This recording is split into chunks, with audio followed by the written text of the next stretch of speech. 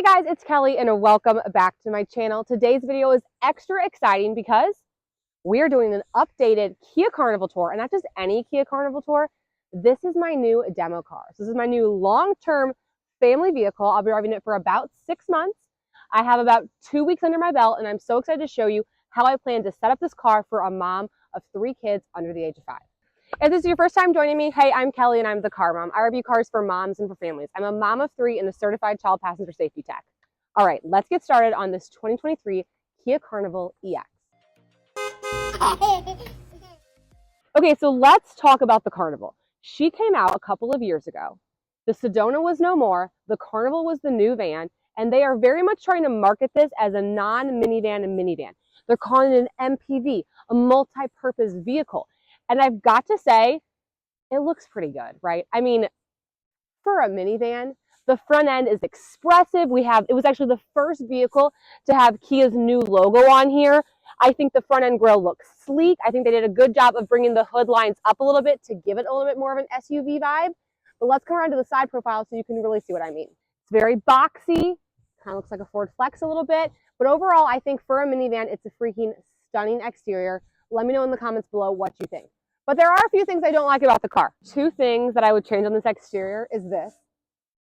Hearsey vibes. It looks better in white, but I'm telling you, Google what a black Carnival looks like. It looks like a hearse. I don't understand what this is. Not a fan. I also really wish they would have put the door tracks inside the windowsill just to kind of give it that more like SUV vibe. We see some newer minivans doing that where the track is inside the windowsill. It just looks so much sleeker.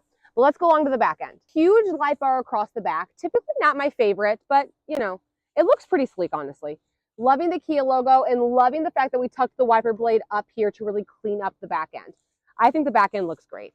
But I'm so excited to get you guys on the interior, show you some of the driver's comfort features, and then show you how I have my specific car seat setup. Kia, they do good interiors. So I'm very impressed with the technology of the car. This is an EX trim level. It's that mid-tier trim.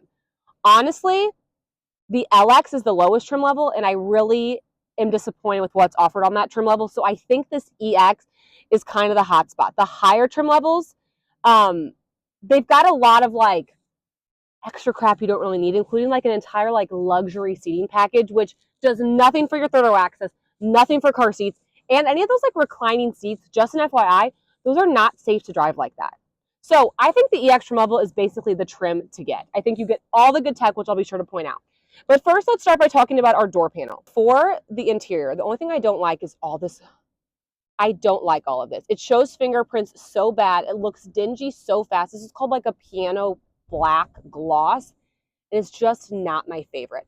Honestly, also the side cubbies in this vehicle, if I'm being like super picky, which I am, a little disappointed in them. Like they're just not that deep. They're not that wide. They can't fit a ton of stuff. So door panel is kind of just like a sleeper for me. Here we have some interesting buttons, the power doors. We're going to talk all about the sliding doors in a second, but you can control the doors from here, and you can also pop your trunk. Okay, let me get you over to the other side. We'll turn her on. I'll show you some of the safety and tech features. Starting with our screen. I think Kia did a very good job of giving the illusion of a super wide screen. Even though these are technically separated and this isn't even a full digital dash, it's still kind of giving that vibe. As far as what's inside here, a lot of great stuff. We obviously have Apple CarPlay, Android Auto. We also have passenger talk, passenger view, and quiet mode. All 3 very family-friendly features. Let me show you my favorite, which is passenger view. You can click this button, and then it pulls up a rear view camera of the second and third row. So I can see all 3 of my kids. My son George is back there. My daughter Hattie's here, and my youngest son Fred is right there. I can see everything that's going on. Something I also like about Kia is they give you a button right here where you can customize what that is. So it has a little star here, and I've chosen to have the star be my passenger view. So if I just click the star button on my steering wheel, it will pop back up, and then I can easily from here hit passenger talk as well. And passenger talk will take my voice and project it to the speakers in the back so my kids can hear me more easily. Hey George, where do you want to go to lunch? Pretty cool. Climate control, super easy to operate. I'm going to be honest, after having that Expedition for so long with that giant iPad screen and the complicated climate, I'm loving this. I love that I can so easily see the rear. I can control everything from here. And then I go into my chargers. So 3 USBs right here and a wireless charger, cup holders, a little phone slot, and then I have heated seats and my parking sensors and cameras right here as well. So as you can see, for this being the mid-tier trim, I've got good tech, right? So my center console, I mean, I've got a ton of stuff in it. It's not huge. It could be bigger. It could be bigger, but it fits what I need.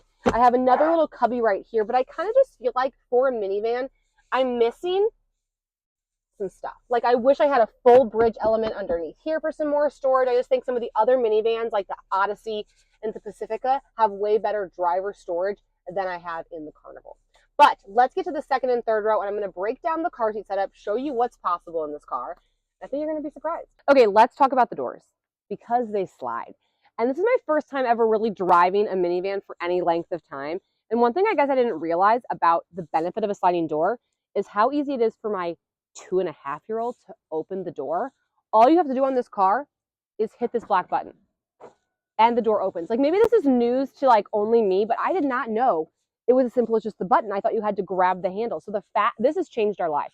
The new problem is now George and Hattie fight about who gets to press the button. I don't know if it's really easier to get them out of the car, but I have enjoyed that feature. And I feel like I'm not having to pull on the handle as much, which of course is better for the vehicle long term. Let's break down the car seat setup of the Kia Carnival.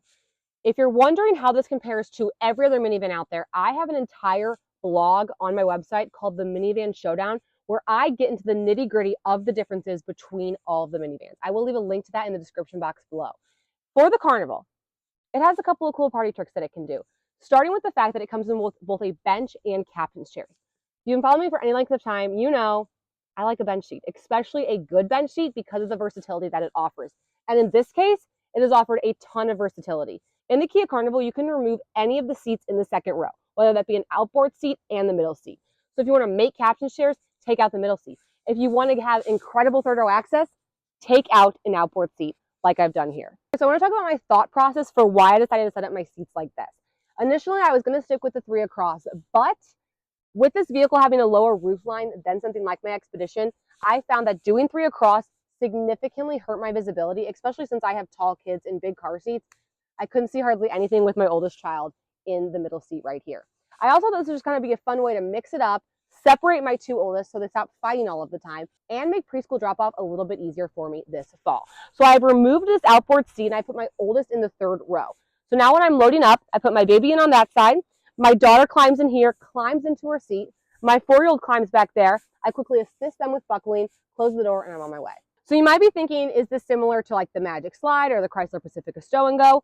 And it's kind of like same thing, different font. The thing with the Kia Carnival is there's no way to store the seat, so I had to actually remove this outboard seat and put it in my garage. In the Chrysler Pacifica, of course, I could stow that into the ground. If this was the Honda Odyssey, you could take an outboard seat and move it to the middle. But like I said, I have an entire blog post all dedicated to the differences of the minivans on my blog. But this is working out pretty well for us so far. Okay, the only thing I really didn't like was when I removed this seat, it left these tracks completely exposed, and it was just asking to get crumbs and dirt and all kinds of crap in them. So I just found this like black yoga mat and I put it underneath there, so I don't have to worry about that. You could also put like a fun decorative rug. Like, I don't know, I might do something fun for the holidays. We'll see. Stay tuned. But I've really enjoyed this. It's very easy for me to hop in here, buckle my kids. Like if it was raining or anything, I love that I can literally sit in here. I could change a diaper right here. I mean, there's a lot to love. So as far as the car seat hardware is concerned, when you have the bench seat, you have lower anchors and tether anchors in all the seats. In the 3rd row, I have lower anchors on the outboard seats and 3 tether anchors across the back. So, spoiler alert, this car is good for car seats. I mean, it is a minivan after all. So let's talk about some of my 2nd and 3rd row amenities. So I do have ceiling vents in both the 2nd and the 3rd row, cup holders and USBs on the outboard seats. Legroom is great, you guys. Really good legroom, really good headroom, even for the 3rd row. This is definitely the kind of vehicle that's great for car seats, great for older kids. I feel very comfortable in it. Okay, trunk space in the Kia Carnival, looking good. Here's a Mockingbird stroller for reference, and I still have an entire side of the trunk right here. The fun thing about minivan trunks is they are deep. Not always the widest, but they are the deepest. Okay, I want to show you how you can easily fold these seats into the trunk to give you some more cargo space. You just pull this up, seats come back, and then you push it down. So you guys do that with the other seat as well. You could put the other seat in there and operate this more like a bench type seat and have a ton of trunk space, or you could just do it like this. So either way, you're looking at some great cargo space. The seats are also super easy to pull back up. I mean, it literally couldn't be easier. All right, y'all, so that's going to wrap up my tour of this 2023 Kia Carnival EX. I will be sure to be giving some updates on how this car is operating for a mom of 3 young kids. But for now, I'm kind of enjoying the minivan life.